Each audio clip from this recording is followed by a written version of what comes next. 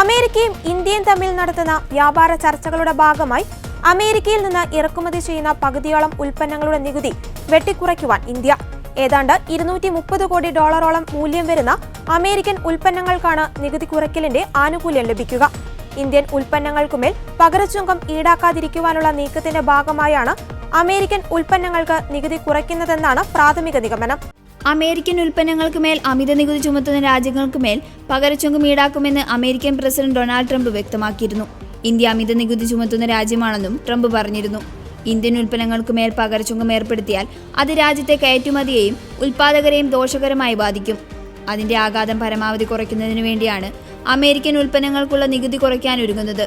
April 2 മുതലാണ് പകരച്ചുങ്കം America ഏർപ്പെടുത്തി തുടങ്ങുക. ഇന്ത്യൻ ഉൽപ്പന്നങ്ങൾക്കുമേൽ പകരച്ചുങ്കം ഏർപ്പെടുത്തിയാൽ ഇന്ത്യയുടെ അമേരിക്കയിലുള്ള 87% കയറ്റുമതിയെയും ബാധിക്കുമെന്നാണ് വിലയിരുത്തൽ.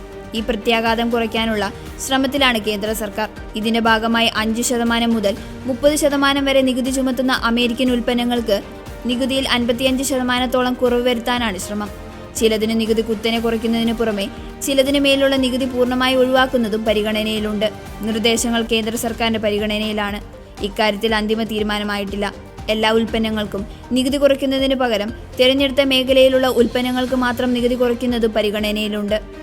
ഇന്ത്യയുമായി അമേരിക്കയ്ക്ക് $456 കോടി വ്യാപാര കമ്മിയാണ് ഉള്ളത്. ഫെബ്രുവരിയിൽ പ്രധാനമന്ത്രി നരേന്ദ്രമോദിയുടെ അമേരിക്കൻ സന്ദർശനത്തിൽ ഇരു രാജ്യങ്ങളും തമ്മിലുള്ള വ്യാപാര കരാർ സംബന്ധിച്ച് ചർച്ചകൾ തുടങ്ങാൻ തീരുമാനിച്ചിരുന്നു.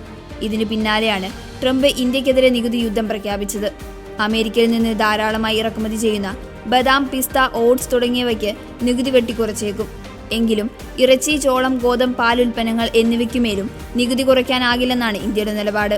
വാഹനങ്ങൾക്ക് മേലുള്ള നികുതി പതിയെ കുറച്ചു കൊണ്ടുവന്നേക്കാം. നിലവിൽ 100% നികുതിയാണ് അമേരിക്കയിൽ നിന്ന് ഇറക്കുമതി ചെയ്യുന്ന വാഹനങ്ങൾക്ക് ചുമത്തുന്നത്. ഇന്ത്യക്കുമേൽ പകരച്ചുങ്കം ഏർപ്പെടുത്തിയാൽ മരുന്ന്, വാഹനം, ഇലക്ട്രോണിക് ഉപകരണങ്ങൾ, യന്ത്രഭാഗങ്ങൾ എന്നിവയുടെ കയറ്റുമതിയെ സാരമായി ബാധിക്കുമെന്നാണ് വിലയിരുത്തൽ. ഇന്ത്യയിൽ നിന്നുള്ള ഉൽപ്പന്നങ്ങൾക്കുള്ള നികുതി കൂട്ടിയാൽ അമേരിക്കൻ കമ്പനികൾ മറ്റു രാജ്യങ്ങളിൽ നിന്നുള്ള വിതരണക്കാരെ ആശ്രയിക്കും. ഇതിന്റെ പ്രയോജനം ലഭിക്കുക ഇന്തോനേഷ്യ, വിയറ്റ്നാം, ഇസ്രായേൽ തുടങ്ങിയ രാജ്യങ്ങൾക്കാകും.